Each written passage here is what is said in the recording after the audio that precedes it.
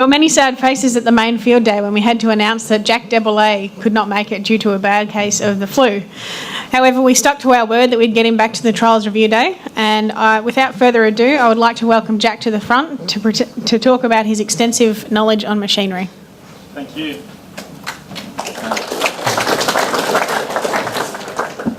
G'day everyone. I hope you can hear me well, and I'm a bit of a Frenchman, so I have to get used to my accent a little bit. I'm from the University of South Australia. I work at an agricultural machinery research centre where we do a lot of work on seeders and no-till, and we look at basically how the machinery affects the success of no-till. So I'll be talking about a number of topics. I realize that on the program there's mention of residue handling, but I think that was handled at the field day, so I'll be happy to answer questions, but I won't touch on that topic specifically. What I will talk about is some recent and older projects to cover a few topics with research that was funded by GRDC, SAGIT, and also the Lane Care program, federal government, and work that was done also in collaboration with other institutions like SARDI, CSRO, and also the Barley Sustainable. In terms of topics, we're doing a little bit of work, a lot of work, I guess, in the Barley environment, where obviously the context is sandy soils, and we're looking at strategies for improving crop establishment and productivity. I'll talk a little bit about edge row sowing. That might not apply here directly. It's really important in more non-wetting soils. But talk about fertilizer placement, liquid banding of fungicide as well. I think we heard Cam talking about seed treatment, so I'll talk about the liquid application in farrow for rhizoctonia. And also some work we've done in Barley to compare machinery and look at what we found there. And last, a little bit about contour following technology, which is a trend in industry we're seeing on the market.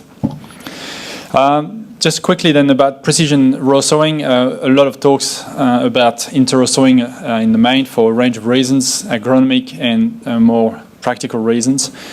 But in some areas, there are also some benefits in trying to move from the center inter-row to closer to the row in what we call edge row or near row sowing. And the reason we do that so often is in sandy soils, the wetting is not the same whether you're looking at inter-row or on the row, and we're finding that the furrow, the existing furrow, is actually wetting a lot quicker and a lot better.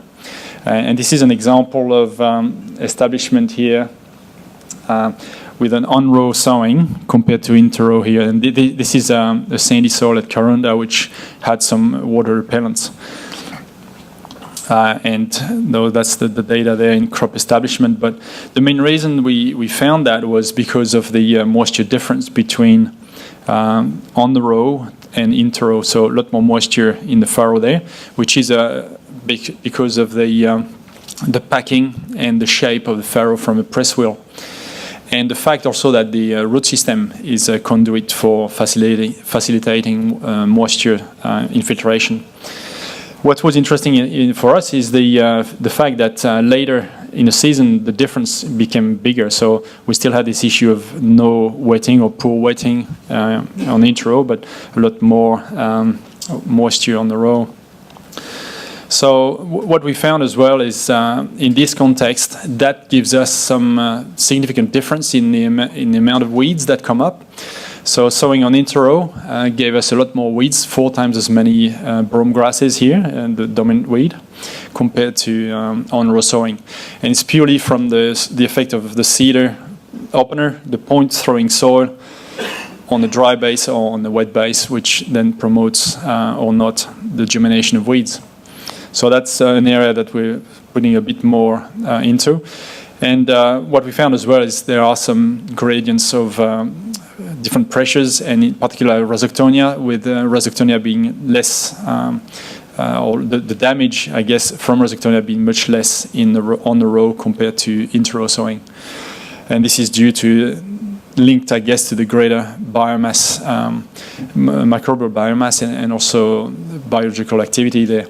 So what I'm saying here, I guess, is that in some circumstances, we're looking at a lot more closely differences between on-row and inter-row and what makes sense. And in other parts of the paddock where the soil type is a bit heavier, then there would be greater benefits in actually staying on inter-row for other reasons.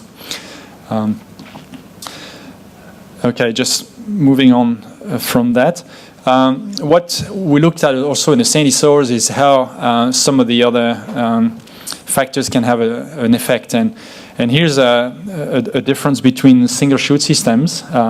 Here's a single disc, a narrow point, and here the same narrow point without the fertilizer.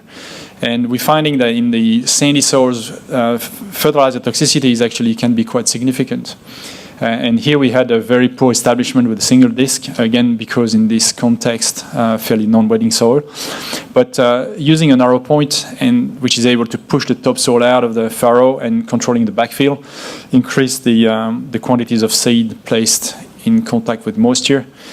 And we improved the germination there. But the main thing is removing fertilizer really controlled the issue of fertilizer toxicity. And this doesn't really impact so much in a heavier texture soil or when there's enough moisture, but in dry situation, the fertilizer toxicity can be significant. Fertilizer toxicity, is that just talking phosphorus or? No, so trying to go back. Yeah, okay. This was a small amount, I mean, it's 13 units of N and 9 of Phi, okay? So it's mainly, but in this case, the toxicity we're talking about here is competition for moisture. It's the hygroscopicity of the fertilizers of drawing moisture away from the seeds. In the context of canola, this is more of a normal sort of sandy soil in the Mallee. This was some work we did some years ago, but looking at the benefits of diluting fertilizer rates using either a proportion deep banded or using a wider seed spread. And the topic of seed bed utilization sort of has been talked about in the past, which is really spreading seeds on the row and diluting the concentration of fertilizer. This is a response we found with canola, which is very sensitive to fertilizer toxicity, where no fertilizer was placed with the seeds, and then an increasing proportion of a fertilizer rate was applied with the seeds, with a balance sort of deep banded away from the seeds.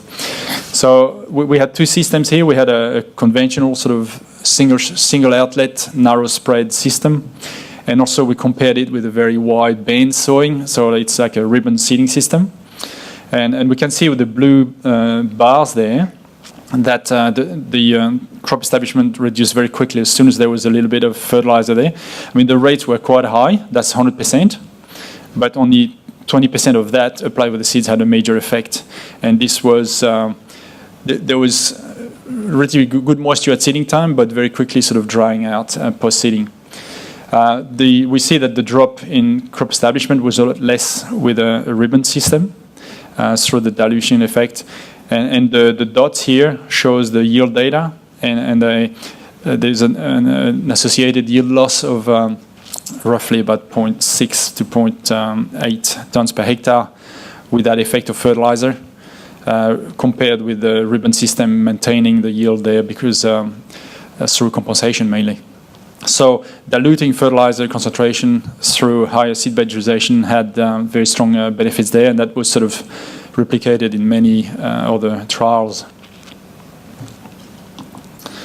Okay, what I want to move on now is perhaps a little bit more relevance to the general sort of Mallee work. We've done work in more swale dune systems where very quickly we can go from a very sort of shallow stony flat and go up the mid-slope into the better soil and then up to the sand hill within a matter of 200 meters. So what we did, the farmers there always had troubles establishing crops on the sand hills and also trying to maximize their crop performance in the stone. So the idea there was to try and evaluate some improved seeding systems and to see how we could sort of improve the situation. So we arranged the trial in sowing very long plots, more than 200 meters. And we subdivided them into short subplots, about 12 meter long. And we monitored each subplot along the gradient of change of soil type for crop performance. The conditions there were very good, so lots of moisture at seeding and plenty of rainfall afterwards, so there was no moisture sort of issue there. And the type of results we got were fairly typical, which actually correlated quite well with the EM38 that we took at the site as well. So essentially, in terms of crop establishment, the mid-slope, that's where we got above average crop establishment, and then a drop in the stones and a drop in the sand hills as well. So that was the situation in a very good moisture environment. The losses between 15 and 20% in both slope, the stones or the sand hills. And that's very typical. All systems did the same. Now, the reasons why we got the drop in the stones is because of the stump jumping mainly. And we looked at technologies to improve on that. And here, a lot of the issues with sand hills is a combination of seed placement into partial moisture or the furrow filling in. But we didn't get as big an impact here because of the good conditions. So that's our control. This is the Barley sort of technology there. The trial was at Murrayville, and this is basically a knife point double shoot simple system with a narrow press wheel. So that's our district machine. If we looked at the better systems that we found at the site, we found consistently that paired row setups were actually a lot less sensitive to soil type, with an improved performance here in the stones and also in the sand hills. Relative to the control we just looked at, it's about 15 to 20% above the control right across basically the soil types. And the explanation for that is I think a greater proportion of seeds are actually placed in a better environment in the furrow. These two paired row systems that were used were designed to actually place seeds on undisturbed soil, and we find that this is a big advantage in many situations where moisture is marginal. But in this case, for the stones, these openers are also very compact, and the intensity of breaking out is less because they're operating a little bit shallower than the control, and also the impact of breaking out on seed placement variation is much less as well. So that's sort of the understanding as to why this happened. But the improved performance of paired row systems has been a general sort of findings over the years in previous trials, pretty much especially in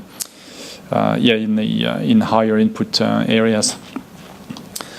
Another system that was used in the trial was the seed hawk. So it's a system that is independent, where you have tillage separate from seed placement.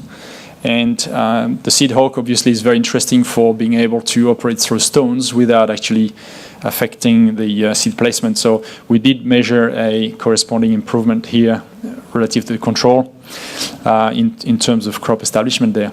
But overall, sort of no significant sort of impact there if we compare the overall performance elsewhere. But these are only a few of the technology we used. We looked at a range of different systems, including discs, but there was no major sort of differences. These are the more standing out systems. At the end of the season, so the season started very well, but actually from July onwards started to accumulate a rainfall deficit. This was 2014, and pretty dry finish as well. So a lot of these differences actually became very small over time. And at harvest time, we still found that the paired row systems gave us a bit of a benefit, which is 9% in the stones and 6%. So that's getting pretty small, but that's more or less the range of yield response we've measured in the past from just increasing that seed bed utilization. And here's the picture for the other one, the seed hawk. And again, so a slight improvement, but nothing significant here. And the more significant areas is still in the stones. So I guess what we're seeing here is technology of seeding system can make a difference in different soil types. And The challenge, I guess, is to find one that works across the whole farm, and it's quite difficult to get a one silver bullet there. But there's more and more information that sort of help guide decision making. There's been a lot of interest on paired row systems, so I thought I'd spend a little bit of time just looking at the various technologies and why people adopt them. Essentially, paired row systems allow seeds to be spread much wider on each row, and that's what we refer to as the seed bed utilization. So that typically is correlated to a greater yield potential. There's less competition between grain-producing plants, and also a much more effective competition against weeds because we're utilizing a lot more of the seed bed area. As mentioned before, we've got less toxicity risk with fertilizer because we're diluting things, and farmers are adopting that as well for growing hay crops. The main thing with paired row is that we've talked about the row spacing earlier today and the impact of row spacing or wider row spacing on yield. And I guess the incentives for adopting wider row spacings are many, and there's lots of practical sort of benefits there in terms of cost and weight and power, and also quality of the sowing operation, which is a lot easier to achieve across the seeder bar at wider row spacing. It enables also higher speeds and a much easier job of inter-row sowing. So for all these reasons, there's definitely a trend of wanting to go for that. But for all of the benefits of high seed bed utilization, there's big penalties potentially. So the paired row there comes in a way to mitigate the penalties while trying to maintain some of the benefits of wider tine spacing, I guess you want to say. So this is just put things in picture. This is seed bed utilization. So the definition is basically the proportion of the row spacing that actually is occupied by the crop. And this is 3 pictures we've got here. The row spacing is the same, was about 10 inch here, but we've got a single row sowing, a paired row, and then a ribbon. So we can typically work 10, 15, 20% SBU with sort of standard tine systems, and right up to 65, 70% SBU with the wider paired row system. This ribbon system is quite unusual. There's a lot more of the paired row systems these days that lie somewhere around there, where we're getting a 3 inch up to 4 inch of a spread of seeds. And so I guess the whole question is how can we select systems that give us this, but maintain a lot of the practical sort of benefits of that on the left. Just a note, in the past we did some trials on the York Peninsula looking at how we can maximize seed bed utilization and in effect getting to 100%. So it's like a broadcast impact, but we actually drilled that with a tine seeder. And this basically we can achieve relatively easily when we match the row spacing to the width of the opener, and then we also have the seed spread matching the width of the opener. In this case, we used an 8-inch shear with a Morris spreader boat, which could sort of spread seeds to that width, and then we use that on an 8-inch row spacing layout, and put a harrow behind just to level it because it's quite a high disturbance system. And then very easily we can sort of establish really competitive crops. And in the context where we tried this, we found the most competitive benefits against weeds, competition benefits against weeds, and also a high yield potential. So this is kind of the extreme of the seed bed utilization sort of topic.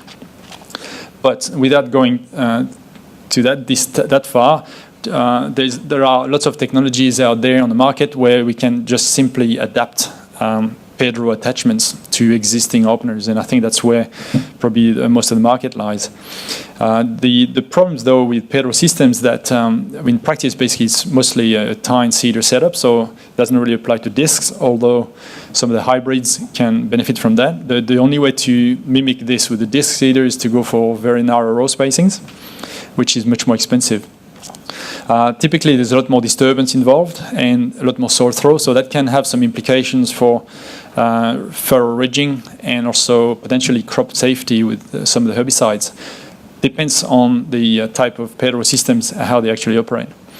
The seed boot outlets, the size is a lot more restricted, so typically large seeds can be an issue. Sometimes they're just not suitable. Even just seeds with awns can be also potentially a problem. So the design there of the solution of predatory system will help there. And if we for the areas where edge row sowing is important, then this technology sort of doesn't work. Is not suited for that specifically. Like in terms of choosing predatory systems, farmers sort of have a large choice. What we see here on the picture is just a small selection. But essentially, there's two types of predatory systems. There's those that deliver seeds on undisturbed soil base. So what we refer to as undisturbed soil moisture. And that exists as single shoot or double shoot with or without subseed disturbance. The subseed disturbance on a paired row can be in the center and the seeds placed on the side ledges. Some of the wing attachments here can be adapted on existing points, so you just buy the attachment and fit behind. Sometimes there's compatibility across brands, but not always. And then there's these single shoot, double shoot, and also the differences as to for the double shoot systems as to where the fertilizer lies, whether it's at the bottom of the furrow or it's between the seed rows, sort of higher up. So there's a bit of selection there. The biggest impact, I think, is the systems that actually deliver seeds on undisturbed moisture versus delivering onto furrow backfill. And where there is moisture, marginal moisture conditions, I think the former is important to try and go for. The difference between the two also is the cost. So a lot of these smart design sort of setup are much more expensive than just the simple tail attachments that might fit on some of the existing seeding systems. Okay. The other part of the talk I want to talk about is rhizoctonia. I think we've heard a little bit about the impact of seed treatments. We've had a fair bit of work done in South Australia with Saudi, so we were sort of implementing the trials for Saudi and working with Saudi on that. And we specifically focused on the use of liquid fungicides and application in furrow. So we've worked on that since 2010, and in the last 2 years in particular, we've looked at ways to optimize the performance of disc seeders to try and match that of tines, because we always found that tine seeders always sort of gave us the edge over discs in many situations. But just a quick review of rhizoctonia. I guess we all know that's a serious disease potentially with quite high yield impact or loss impact in the patches, especially when you have these the patching sort of showing. Part of the integrated management package that is sort of promoted, I think it's been mentioned a little bit earlier. Certainly some break crops, control of weeds, that is controlling the green bridge as well, particular control of grasses. In terms of the sowing operation, sowing early into warmer soils where the root system development is much faster is a key aspect as well. And having that subseed disturbance is also part of the recommendation at this stage to try and break up the fungal hyphae. And there's evidence also that it doesn't only do that, it also promotes biological response, which then creates a competition against rhizoctonia. But also, of course, the nutrition aspect and access to nitrogen, but also trace elements, particularly zinc. So all of that is part of the conventional package of managing rhizo. But what we find is there's an emerging option, I guess, at seeding time with the use of liquids. In South Australia, certainly, the liquid systems or banding technologies is being adopted, where the main drivers are actually applications of trace elements. But now the work that's been done showing the benefits of liquid fungicides also sort of come on top of that in terms of providing more incentives to adopt that. So this is becoming an emerging sort of management option, which we'll see is actually much more effective than seed treatment. This is a summary of some of the work we've done. We've looked at quite a number of products. At that time, these products were unbranded, but now since then they've come on the market, and we've seen that the uniform here, which is a summary of the uniform product performance for barley and wheat over a number of years, 4 years of work there, and various ways of applying that uniform in the furrow. So we had in these number of trials. There's various trial sites, years, sort of combinations. All of this was pretty much in high rhizo risk context. So mostly it was sort of low fertility sands in the Mallee and York Peninsula, and sort of higher levels of rhizoctonia from the predicted test, and confirmed over sort of time just leading up to seeding. So that's sort of what's the environment there for all these trials. So we had the controls there of seed treatment, which is the industry standard. And we can see here, this is the untreated yield for reference, but mainly this is the yield response here in tons per hectare for barley and for wheat. And these are the average values for each of these particular ways of application. So what we can see is that as we go down the list from a seed treatment, sorry, this one, from the seed treatment down to the different options of liquid banding in farrow, we get much greater responses, and the star here shows that they're all significant in the analysis. And the better system that gives us higher sort of 0.3 to 0.5 tons per hectare response on average are these split applications. So we've got 50% of the liquid rate applied below the seed at the bottom of the farrow, and 50% on top of the farrow behind the press wheel. And this is kind of the strategy that was adopted by the project to try and give a best protection for the two root systems, primary and secondary, and being the sort of the safest approach, but also the most performant. So what we see as well is that the response in barley is actually more than that of wheat, and it's typically like 1.5 times that of wheat. So we're getting more returns, I guess, on barley yield returns, but we have to look at the price, of course. So that's pretty much the same story. Quite a lot of trials there, but basically from a single application or combination of seed treatment to liquid in farrow, or liquid in farrow only, or split applications, then we're getting an increase in response there to this product. Just as an example. What we find basically the conclusion is that liquid fungicides work, but the adoption is lagging. And no, in terms of fungicide working, there's all this data which I've just shown you, and plenty of evidence on root disease assessment and visual responses as well, etc. So something's happening, and sometimes we're getting really significant yield responses. The factors that are limiting the adoption, I think, are three sort of factors. The first one is the cost of the technology to actually be able to handle liquids and bend liquids at seeding, so that there's definite cost there, and that's slowing down adoption. The project recommendation is that split application of half on the farrow surface there and half at the bottom, and that means basically we need twice the application rate of water, and that is in itself a bit of an issue. So there's a bit more work to be done to really decrease the amount of water rate. At the moment, the work we've done was set at around about 70 liters per hectare, which makes it 140 for the split system.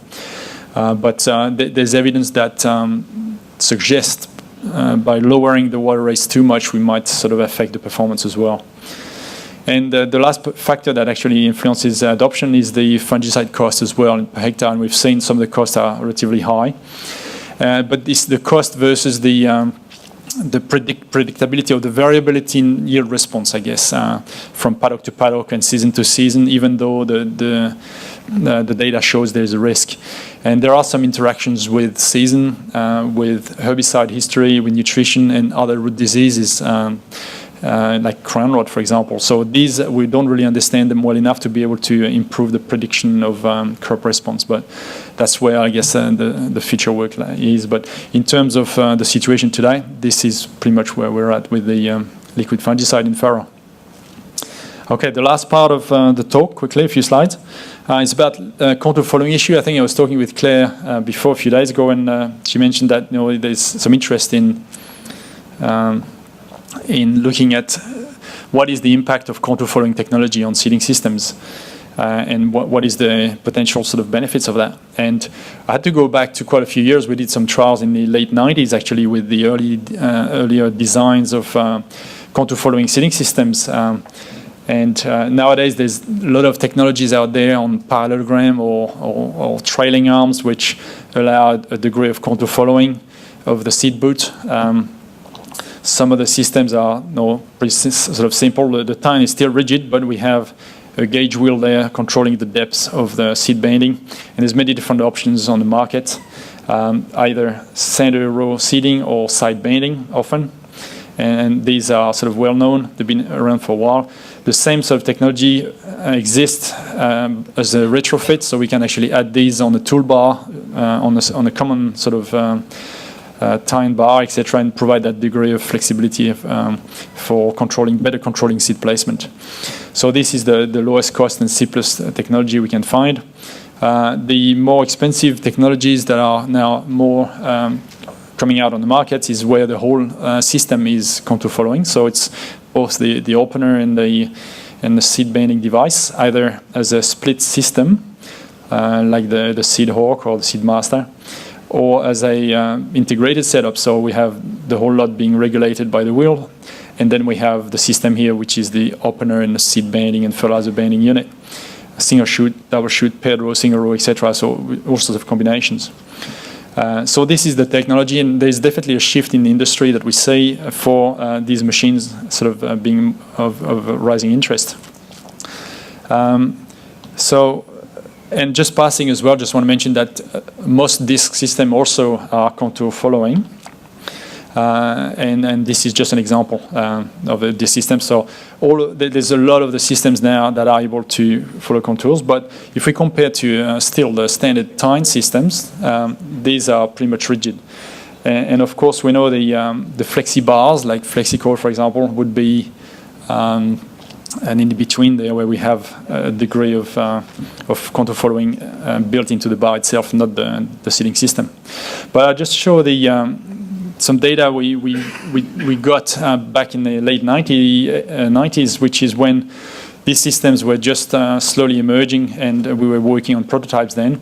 We actually artificially controlled in a paddock situation by moving the seeder up and down over a cycle of 6 centimeters to give us the effect of a changing profile of 6 centimeters there.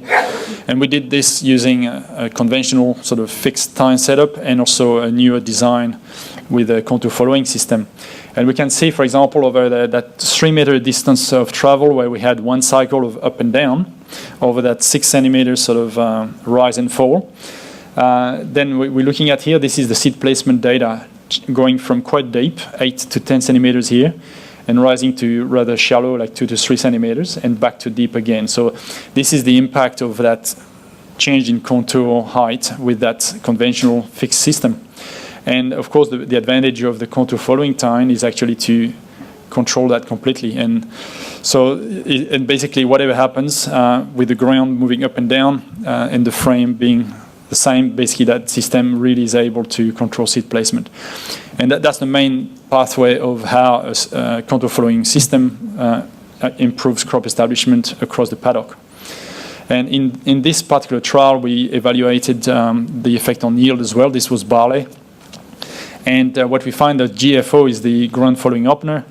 And when the GFO was used, we maxed the yield at 2.1 tons per hectare. When we had all these tines, which were basically fixed versions of that, the same one fixed rather than left free to operate. Cold tine or spring release tine, this was a John Shearer at the time. So we had this yield drop there in relation, sort of associated with the lesser or the lower sort of crop establishment there. So basically, from a much more uniform crop establishment in the paddock, in most situations, there is definitely a yield response that would be associated. And that is the main benefit of going for these contour following systems. Okay, just finishing. Conclusions. Basically, in the sands particularly, there are seeding techniques that are able to facilitate access to moisture and thereafter to improve crop establishment and potentially grain yield. And these include placing seeds onto undisturbed moisture, and I mentioned the use of paired row systems as an example. Now, paired rows, we could just simply think about also just spread seed boots, delivering seeds at the bottom of the furrow, and this is also an example that can provide that. And in non-wading soils, which I know doesn't really apply here, but in non-wading soils, this edge row sowing is becoming very important for some of the mallee farmers in SA. We're looking at seeding systems comparisons in the mallee environment. We've also found that some technologies can improve yield, mainly through a better crop establishment. So the paid row again, for the reasons we mentioned, but also much more or smarter sort of systems like the independence, where they're able to separate, break out of the tine, for example, in stones, and contour following with a gauge wheel system. So these definitely can optimize crop establishment and thereafter yield. The story about liquid banding of fungicides in farrow at seeding time, I think this is becoming definitely a potential to improve the management of rhizoctonia as part of the package. Again, I think this is not a silver bullet. It has its cost, but it's part of the approach, which probably has to be integrated as well with other opportunities such as nutrition, so trace elements as well applied at farrow, etc. But there are some issues with adoption, which is a little bit slow at the moment. And last, the contour following seeding system technology can significantly improve the seed placement and crop establishment. Again, the uniformity of this across paddocks, especially in undulating country. So these are the main messages I wanted to touch upon today, but I'll be quite happy to answer any questions on any topic about machinery. I mean, whether it's residue handling or pre-emergence herbicide as well, etc. So thank you.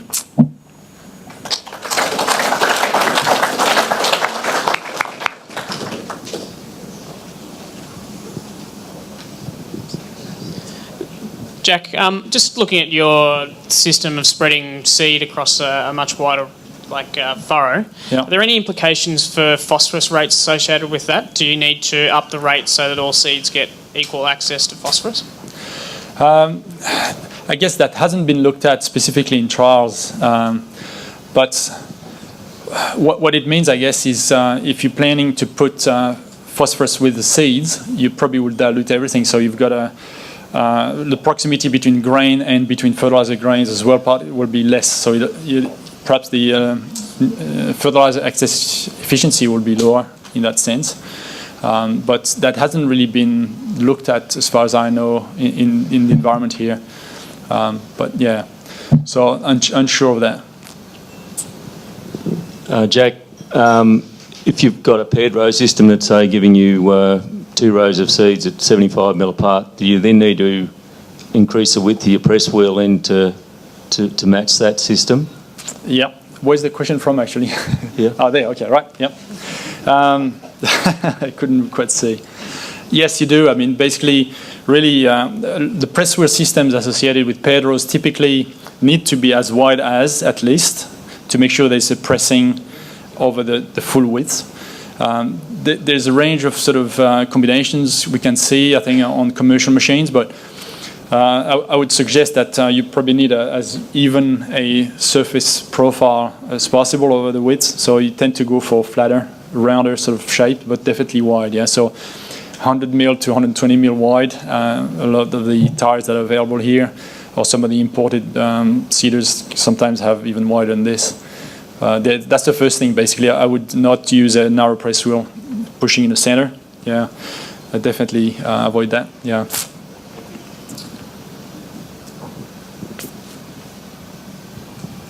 Have you done any work with also using the liquids both under and above, and then also as a seed treatment as well as a three-way system?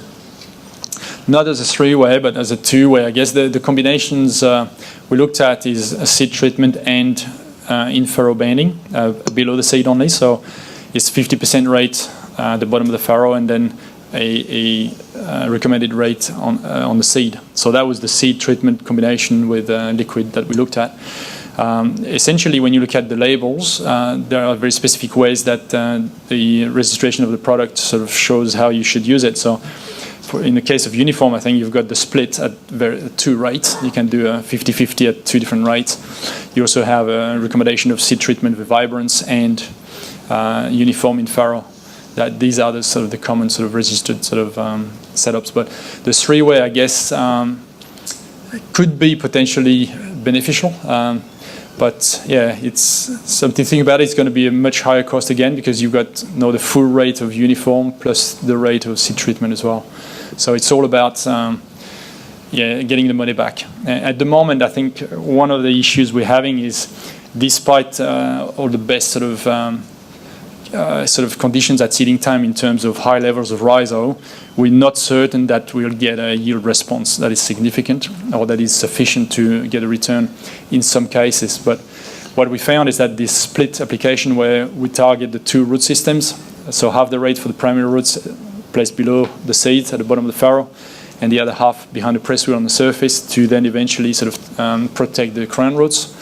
This scenario is the safest one we can see at this stage, working in the greatest number of situations. So we had maybe out of 10 trials, we had the highest number of trials with a very significant yield response. It's more, I mentioned that the issue of double the application rate of water is an issue there, so we need to see how we can optimize that. Jack, I've got a question on the dune swale experiment you did. Yeah. Did you play with coleoptile length on the wheat at all? Because that seems to be a bit of a driver for those people, because the bar will naturally sink down, and having a longer coleoptile has improved establishment. Yeah. Now, coleoptile length is really important when you look at crop establishment. I guess the work we did was not focused on that. We just concentrated on what the farmer variety was. But it's one more aspect that the farmer has to look at, I guess, whether you go for higher coleoptile, longer coleoptile sort of variety to try and improve on that. It doesn't seem to be limiting really at this stage from what I can see. It could be that a lot of the farmer machines are actually poor at controlling depths in the placement depths in sand ridge or whatever. And that means you're getting down to depths that are really beyond the optimum. So say 7, 8, 9, 10 centimeters almost.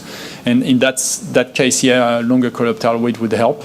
But there are many other sort of situations too, like what the implications of that is, I suppose, for productivity and lodging and all that. Yeah. Okay. Time's up. Thank you.